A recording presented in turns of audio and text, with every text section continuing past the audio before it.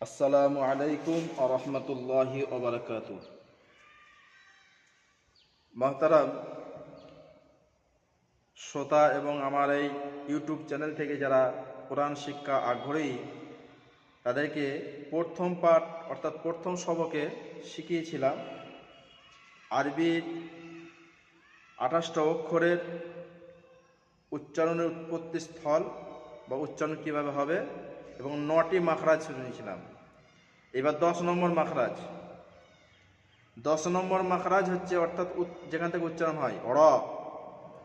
এই দেখেন জিভের আগা, জিভের আগার উল্টো পিঠ অর্থাৎ জিভ এটা সিধা, উল্টো পিঠটা তার বরাবর উপরে তালুর সঙ্গে লাগা। জিভের আগার উল্টো পিঠ দেখেন নুন এবং রয়ের মধ্যে অনেকটা সামঞ্জস্য, শুধু এটা আগার উল্টো পিঠ আর হচ্ছে আগা এবং তার বরাবর উল্টো পিঠটা শুধু বাড়তে হবে। তাহলে রয়ের মাখরাজ হচ্ছে জিভের আগার উল্টো পিঠ এবং তার বরাবর উপরে তালুর সঙ্গে লাগিয়ে উচ্চারিত হয় অর। অর সবসময় পুর হবে অর। 11 নম্বর মাখরাজ। 11 নম্বর মাখরাজ হচ্ছে ত দাল তা। ত এক আলিফ টান, দাল 3 আলিফ টান, তা 1 আলিফ টান। জিভের আগা এবং সামনের উপরের 2 দাঁতের গোড়ার সঙ্গে লাগিয়ে উচ্চারিত হয় ত দাল তা। জিভের আগা সামনের উপরে 2 দাঁতের গোড়ার সঙ্গে লাগিয়ে উচ্চারিত হয় ত। ত হবে পুর অর্থাৎ ত এর উপর দেখবেন স্টার চিহ্ন দিয়ে আছে ত দাল 3 আলিফ টান হবে তা। 12 নম্বর মাখরাজ। জিভের আগা এবং সামনের উপরের 2 দাঁতের আগার সাথে লাগিয়ে উচ্চারিত হয় র জাল সা। র জাল সা। আমার সাথে সাথে বলবেন তাহলে উচ্চারণ উৎপত্তি স্থলটা ঠিক জায়গাতে বার হবে। জিভের আগা সামনের উপরে 2 দাঁতের আগার সঙ্গে ত দাল তা গোড়ার সঙ্গে হবে আর জ জাল সা কি হবে আগার সঙ্গে লাগিয়ে। তাহলে কি হলো জিভের আগা এবং সামনের উপরে 2 দাঁতের আগার সঙ্গে লাগিয়ে উচ্চারিত হয় র জাল ফা। 13 নম্বর মাখরাজ। 13 নম্বর মাখরাজ জিভের আগা এবং সামনের উপরের নিচের 2 দাঁতের আগার সাথে লাগিয়ে উচ্চারিত হয় জা।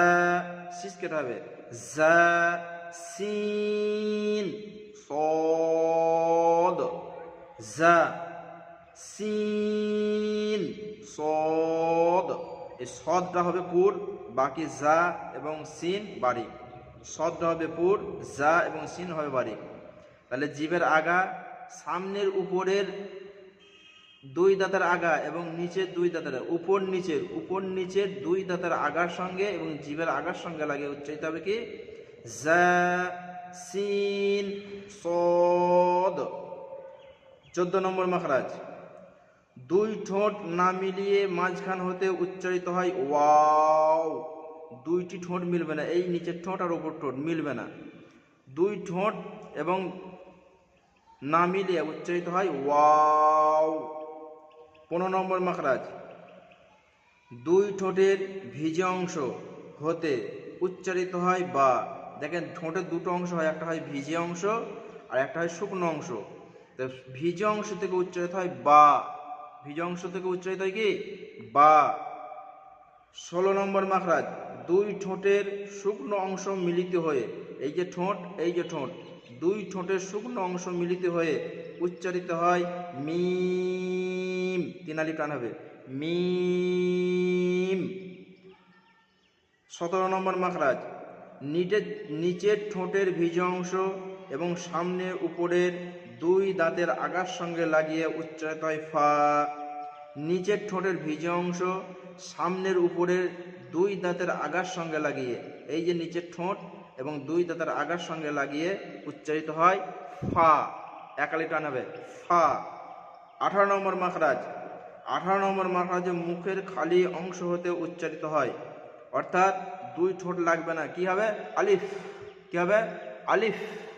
2 ঠোঁট লাগবে না, ফয়ের উচ্চারণ আসবে আলিফ, এর কোনো টান হবে না।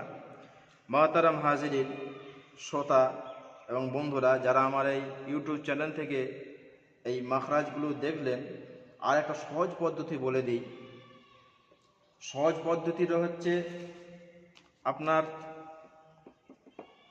এই যত মাখরাজ আছে, যত অক্ষর আছে, এই অক্ষরগুলো লেখার পূর্বে, এই অক্ষরগুলি লেখার পূর্বে আপনি কি করবেন, একটা হামজা দিয়ে দেবেন। ধরেন কফ, কফের মাখরাজ যদি লেখেন, এই কফ লিখবেন, কফ, এর আগে একটা হামজা দিয়ে দেবেন, অর্থাৎ আলিফ, আলিফে হরকতে নিয়ে হামজা হয়ে যায় আলিফ।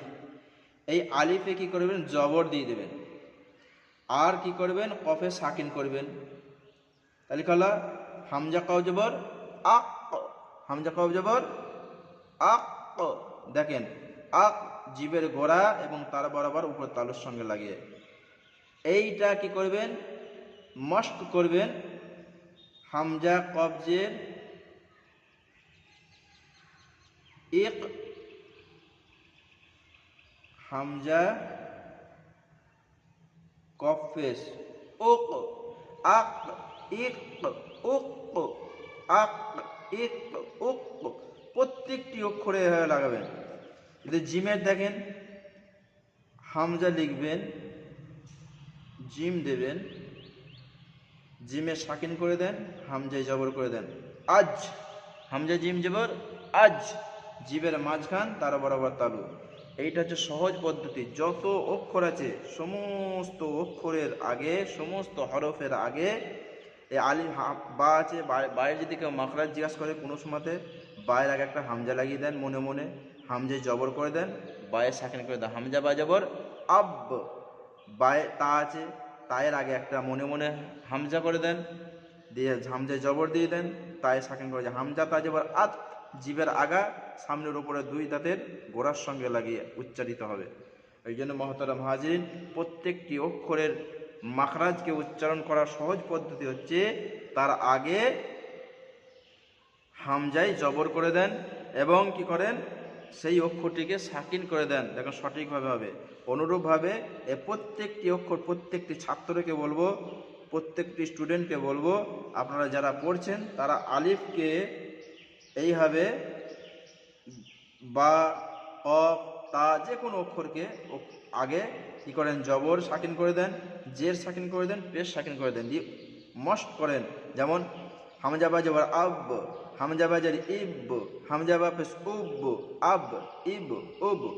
যেমন আক ইক উক লিখেছি, সেরকম আব ইব উব, তেমন তায়ের আগেও এভাবে করে দেন। সহজ পদ্ধতি, সহজ মাখরাজ উচ্চারণের নিয়ম হচ্ছে, প্রত্যেকটি অক্ষরের আগে, প্রত্যেকটি হরফের আগে আপনি হামজা করে জবর করে দেন এবং সেই অক্ষরটিকে জজম করে দেন, অর্থাৎ সাকিন করে দেন। আল্লাহ আমাদের সকলকেই সঠিকভাবে বোঝা। এবং দোস্ত বন্ধু সকলের কাছে আবেদন, যারা আমার এই পড়াটাকে বুঝে না আসবে, কমেন্টে জানাবেন, ইনশাল্লাহুল আজিজ আপনাকে আবার পুনরায় এই ভিডিওর মাধ্যমে আপনাকে জানিয়ে দেওয়া হবে। আল্লাহ আমাদের সকলকেই সঠিকভাবে কোরআনকে শিক্ষা অর্জন করার তৌফিক দান করুন, আল্লাহুম্মা আমিন।